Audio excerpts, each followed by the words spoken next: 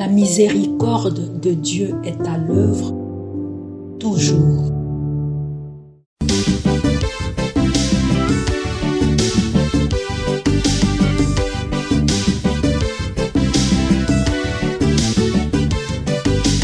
Biblia, buku ya bomoi, buku ya bonyae, emayele, ekokolisa boya bibwa biso.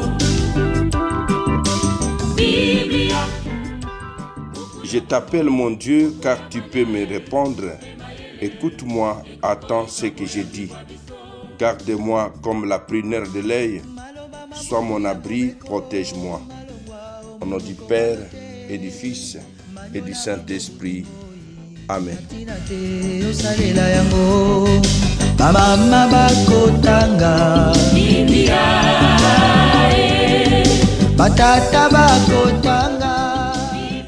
Bien, chers frères et sœurs, dans le Christ, bonjour.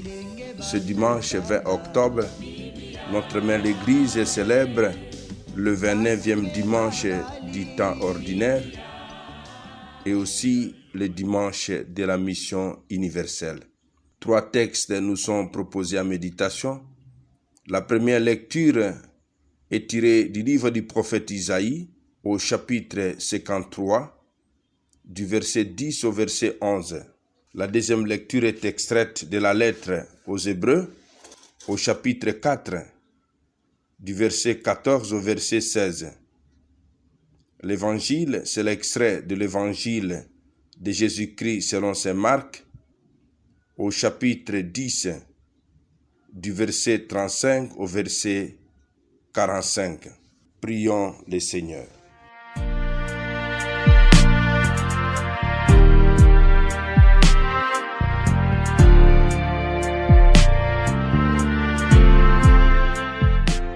Dieu éternel et tout-puissant, fais-nous toujours vouloir ce que tu veux et servir ta gloire d'un cœur sans partage. Par Jésus, le Christ notre Seigneur. Amen.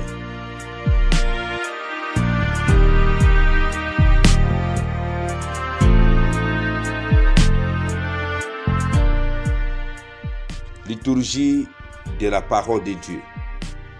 Première lecture. Lecture du livre d'Isaïe. Broyé par la souffrance, le serviteur a plu au Seigneur. Mais s'il fait de sa vie un sacrifice d'expiation, il verra sa descendance, il prolongera ses jours, par lui s'accomplira la volonté du Seigneur. À cause de ses souffrances, il verra la lumière, il sera comblé parce qu'il a connu la souffrance. Le juste mon serviteur justifiera les multitudes, il se chargera de leurs péchés. Parole du Seigneur, nous rendons grâce à Dieu.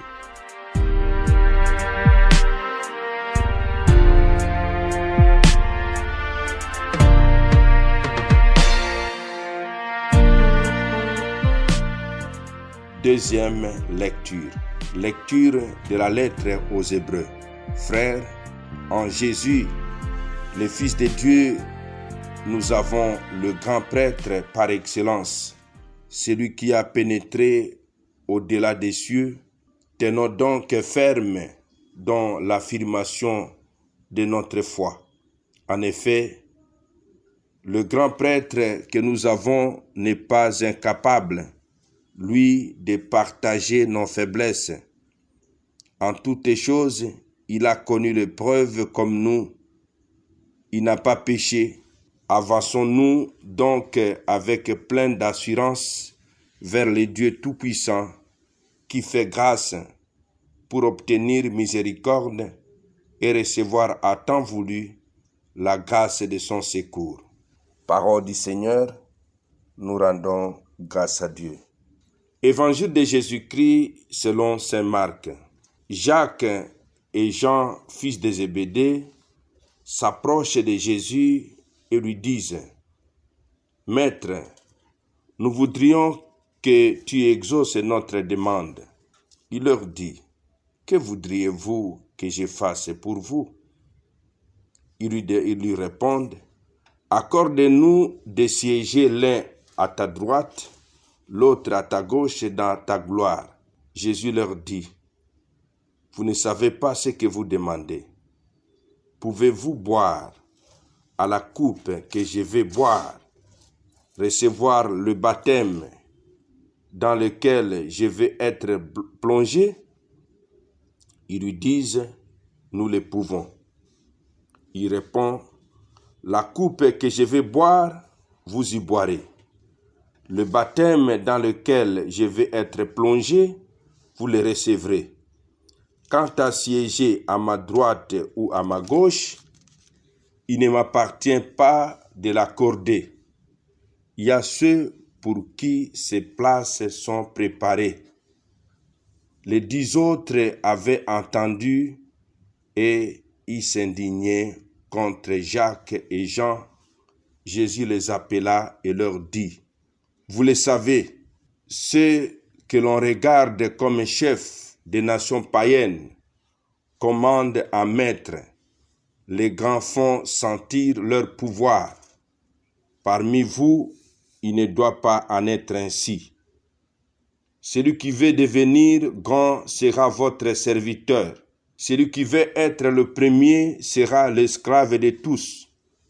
Car le Fils de l'homme n'est pas venu pour être servi, mais pour servir et donner sa vie en rançon pour la multitude. Acclamons la parole de Dieu. Louange à toi, Seigneur Jésus. La parole de Dieu, sainte et infinie, me porte dans ses bras, dirige. Mes frères, mes sœurs dans le Christ, les lectures de ce 29e dimanche du temps ordinaire, qui est aussi le dimanche de la mission universelle, se recoupent sur 2 idées maîtresses. La grandeur de servir et la deuxième idée, le serviteur souffrant. La grandeur de servir. L'ambition si humaine de Jacques et Jean est l'occasion pour Jésus de préciser la notion évangélique de grandeur. Est grand celui qui sert et non celui qui commande à maître ou se fait servir. Le serviteur doit se faire l'esclave de tous, nous dit Jésus dans l'Évangile.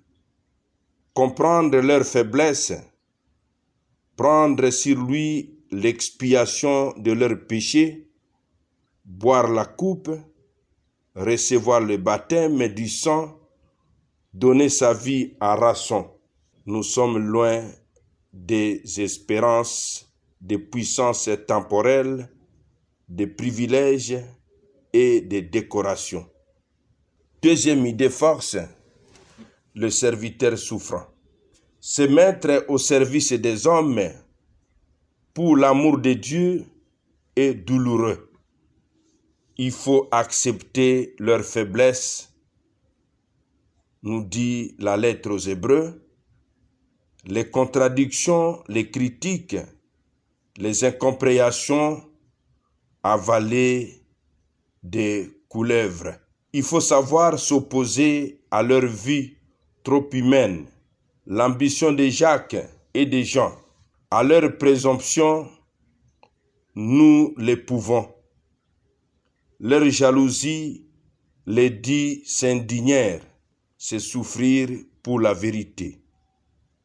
Il faut s'armer de patience, les mauvais dire souffrance, tenir ferme le temps voulu, jusqu'à ce qu'ils comprennent et se convertissent. Il faut se faire l'esclave de tous et expier à leur place, ne pas attendre la reconnaissance des hommes, mais de Dieu qui est notre aide et notre protection. Celui qui donnera la lumière, la miséricorde et la grâce. Jésus et le serviteur souffrant qu'annonçait Isaïe. Il n'est pas venu pour être servi. Il a connu l'épreuve comme nous, hormis les péchés. Il s'est fait l'esclave de tous, obéissant jusqu'à la croix. Confère Philippiens 2, 7. Il a été broyé en sacrifice d'expiation. Il s'est chargé de péchés des autres pour payer à leur place. Il a donné sa vie à rançon pour tous et ainsi il a justifié les multitudes. Mon frère, ma sœur, en ce dimanche de la mission universelle, demandons la grâce de la prise de conscience que nous sommes une église missionnaire. Nous sommes des envoyés par Jésus pour annoncer son règne de paix, de justice dans nos milieux de vie. Que le Seigneur nous habilite, comme il a envoyé son esprit, l'Esprit Saint qui a habilité les apôtres à annoncer l'évangile. Et aujourd'hui, si nous parlons de Jésus-Christ, c'est parce qu'il y a eu des apôtres qui ont été envoyés, des missionnaires qui sont venus vers nous, que le Seigneur nous fasse aussi des missionnaires. Devenons des missionnaires dans nos familles, dans nos CV, dans nos milieux de vie. Et annonçons l'évangile par nos témoignages de vie. Et ayons un regard regardant et soucieux envers nos frères des périphéries existentielles.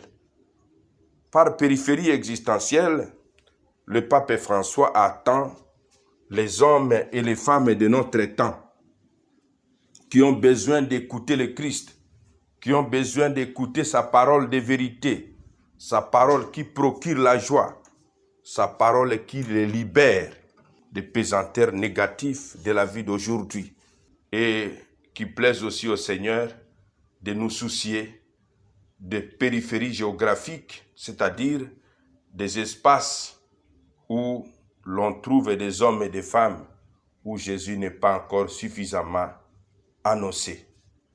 Nous pouvons aussi, l'occasion faisant les larrons, nous pouvons aussi nous servir de cet espace de nos méditations quotidiennes pour partager à nos frères et à nos sœurs les méditations quotidiennes. C'est une façon aussi d'être missionnaire.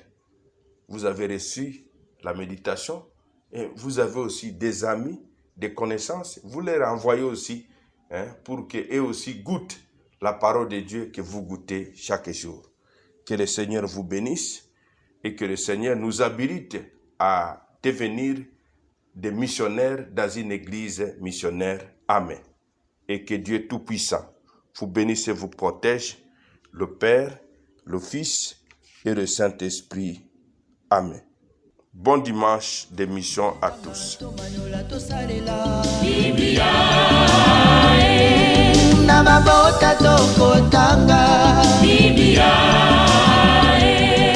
Namasanga tokotanga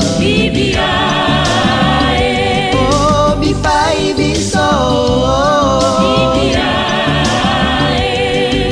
buku ebombi makanisi manzambe buku ya kokabola na baninga buku ya kobomba na se ya mbeto te o Biblia.